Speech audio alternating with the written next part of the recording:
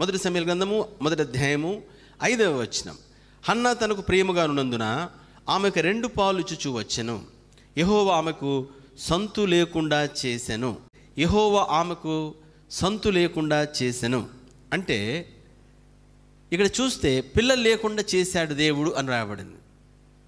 సరే, ఏమైనప్పటికీ శ్రమలు 2 రకాల కారణాలు. శ్రమలకు 2 కారణాలు అంటే 2 విధాలుగా మనం శ్రమలు వస్తాయి. మొదటిది మనం చదివిన భాగమే, యెహోవా ఆమెకు సంతు లేకుండా చేసెను అనగా దేవుడు అనుమతిస్తాడు. ఎందుకంటే దేవుని సంకల్పం నెరవేర్పు గురించి కొన్నిసార్లు దేవుడు శ్రమలు మన జీవితాన్ని అనుమతిస్తాడు, శ్రమలు బాధలు అనుమతిస్తాడు. ఎవరైతే శ్రమల్లో నుండి వచ్చారో, ఆ శ్రమ బాధ నుండి వచ్చారో వారు దేవునికి పాత్రలుగా వాడబడతారు. కాబట్టి దేవుడు అనుమతి ఉంటుంది. అది మొదటి విధానం. 2వ కారణం శ్రమలు రావడానికి చూడండి, సామెతలు 10వ సామెత 17వ వచనం. సామెతలు 10:17 చదువుకుందామండి. సామెతలు 10:17 అక్కడ చూస్తే మన అజ్ఞానమే కారణము అని రాయబడింది. మన అజ్ఞానమే కారణము దేనికి? శ్రమలకు. ఉపదేశమును అంగీకరించువాడు జీవ మార్గములు ఉన్నాడు, గద్దింపునకు లోబడిన వాడు త్రోవ తప్పును. అనగా ఉపదేశము గద్దింపునకు లోబడకపోతే మనం చేసుకున్న మన యొక్క అజ్ఞానాన్ని బట్టే మనము శ్రమలు కొన్నిసార్లు అనుభవిస్తాం. అలానే సామెతలు 11:19 వచనమండి. 19వ వచనం, 11వ సామెతలు 11:19 యథార్థమైన నీతి జీవదాయకము, దుష్టక్రియలు విడువక చేయువాడు తన మరణమునకే చేయును. దుష్టక్రియలు విడువక చేయువాడు తన మరణమునకే చేయును అంటే తప్పును తిరిగి చేసేవాడు ఉంటాడు. పదే తప్పులు చేసేవాళ్ళు ఉంటారు. వాళ్ళ చావు వాళ్ళే చేస్తారు, అంటే వాళ్ళ కర్మ వాళ్ళు అనుభవిస్తారు.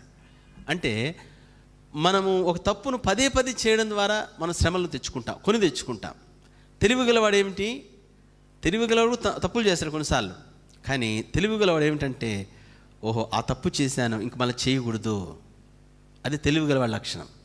అక్కడ నేను తప్పుగా మాట్లాడాను, నోరు జారాను, ఇంక జారకూడదు. అక్కడ తప్పుగా పెట్టుబడి పెట్టాను, మళ్ళీ అలా పెట్టకూడదు. తప్పుగా ఇలాగ నేను నమ్మి వాళ్ళని అప్పగించాను, మళ్ళీ వీళ్ళకు అప్పగించకూడదు.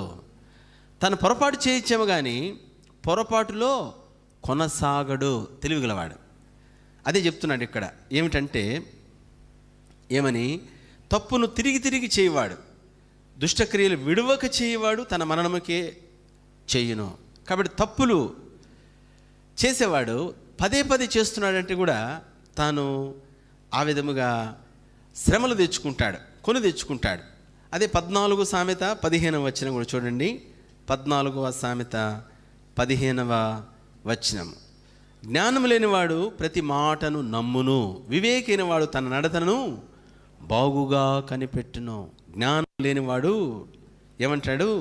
ప్రతి మాట నమ్మును. చాలాసార్లు అంటారు, అన్న నేను నమ్మానన్నా వాడు మోసం చేశాడన్నా, నేను నమ్మానన్నా వాడు ముంచాడన్నా. చాలు, ముంచేవాడికి ఏం కావాలా? నీలాంటి నమ్మేవాడు కావాలి. వాడికి కావాల్సిన పెట్టుబడి ఒకటే, వాడు నమ్మేవాడు కావాలంతే. నమ్మితే చాలా మోసం చేసేస్తాడు. కొంతమంది ఏమిటంటే నమ్మామా, కొన్నిసార్లు అంటారు నమ్మాలి. నమ్మి మోసపోయినాక అర్థమవుతుంది ఎవరిని నమ్మాలని ఎవరిని నమ్మకూడదు అనేది. బాగా అనుభవం వచ్చేస్తుంది. పాఠాలు చదివిన దానికంటే, యూట్యూబ్లు మెసేజ్లు విన్నదానికంటే, ప్రసంగాలు విన్నదానికంటే కూడా అనుభవించే అనుభవం పెద్ద పాఠం నేర్పుతుంది. కాబట్టి ఒక ఆయన అన్నాడు, జీవితమే పెద్ద పాఠశాల, జీవితమే పెద్ద టీచరు, జీవితమే బాగా గొప్ప పాఠం నేర్పుతుంది. సరే, ఏమిటంటే ఇక్కడ రాయబడింది మనం 15వ వచనం, 14:15 సామెతలో, జ్ఞానం లేనివాడు ఏమిటి? ప్రతి మాట నమ్మును. నన్ను ముంచాడు అని అంటారు కొన్నిసార్లు. నేను అంటాను, ఎందుకమ్మా నన్ను ముంచాడు అంటావు? నువ్వు నమ్మావు కాబట్టి వాడు ముంచాడు. నువ్వేం చేయాలి ఇప్పుడు? నమ్మకుండా ఉండాలా? ప్రతిదాన్ని నమ్మవాకు. కనబడిన వాళ్ళందరూ నమ్ముకుంటా నేను నమ్మానంటే నీ కర్మ అది. నమ్మేవాడు ముంచాడు, వాడికి నమ్మేవాడు కావాలా? నువ్వు దొరికావు, వాడు ముంచడమే వాడు ఉద్యోగం. కాబట్టి ఏమిటంటే జ్ఞానం లేని వాడు ప్రతి మాట నమ్ముతాడు. కాబట్టి మనం ఏం చేయాలి? వివేచన కలిగి ఉండాలి. వివేచన, ఏది నిజము ఏది కాదు అని వివేచన. నేను మళ్ళీ చెప్తున్నాను, జ్ఞానం దేవుడు మోసపోవచ్చేమో కానీ పదే పదే మోసపోడు. మనం ఒక విషయంలో మళ్ళా మోసపోతున్నామంటే మనం అజ్ఞానులు అని అర్థం. సరే, శ్రమలు 2 రకాలు. మొదటిగా దేవుడి అనుమతితో, రెండవదిగా మనం చూచాం ఈ వచనాల్లో అజ్ఞానాన్ని బట్టి, తప్పు తిరిగి చేయడం బట్టి, మనం అందరిని నమ్మడం బట్టి మనం శ్రమలు కొని తెచ్చుకుంటాం. రెండవ దానికి మనం చాలా ఇబ్బంది పడాల్సి వస్తుంది, కానీ మొదటి దానికి చాలా మేలు అనుభవిస్తాం. సరే, ఇంకొక సత్యం ఏమిటంటే, రెండవ రకము సమస్య ఉన్న, అంటే రెండవ రకమైన తప్పులు చేసి వచ్చే శ్రమలకు కూడా దేవుడు తిప్పగలడు. మొదటి శ్రమను దేవుడు అనుమతించాడు కాబట్టి ఆయన బాధ్యత, ఆయన మారుస్తాడు, అది వేరే సంగతి. రెండవది, మనము చేసుకున్న తప్పులను కూడా మనం ఆయన దగ్గరికి వెళ్ళి ఆయన పాదాలు పట్టుకుంటే ఆ తప్పులను కూడా మళ్ళీ అనుకూలంగా తిప్పగలడు. అంటే దాన్ని కూడా మళ్ళీ ఒక దారిలో తేగలడు, తెచ్చి మళ్ళీ లైన్లోకి, అంటే మళ్ళీ రోడ్డు మీదకి, అంటే మంచి మార్గంలో పంపించగలడు. దేవుళ్ళు అది ఉంది. శ్రమలు దేవుడి అనుమతితో కానీ మన అజ్ఞానంతో కానీ శ్రమలు ఆ విధంగా మన జీవితంలో వస్తాయి.